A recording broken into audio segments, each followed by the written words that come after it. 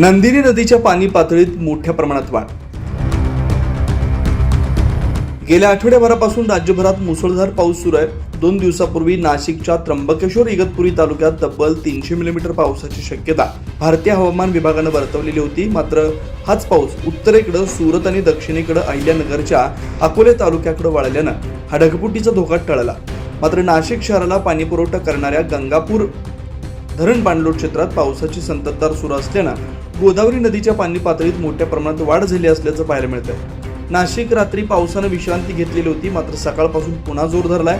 गोदावरी नदीच्या पुराचं इंडिकेटर समजलं जाणाऱ्या दुतोंड्या मारुतीच्या गुडघ्यापर्यंत सध्या पाणी आहे। तसेच नंदिनी नदीच्या पाणी पातळीत देखील मोठ्या प्रमाणात वाढ झाली आहे। गोदावरी पाठोपाठ नंदिनी नदीला देखील पूरसदृश स्थिती निर्माण झाली आहे। पुढील काही तासात वादळी वारे वाहण्याची देखील शक्यता वर्तवण्यात आली आहे। या पार्श्वभूमीवर शहरासह परिसरातील काही खासगी शाळांनी सुट्टी देखील जाहीर केली आहे। त्यामुळे नाशिककरांनो, महत्त्वाचं काम असेल तरच घराबाहेर पडा असं आवाहन जिल्हा प्रशासनाकडून करण्यात आलं आहे।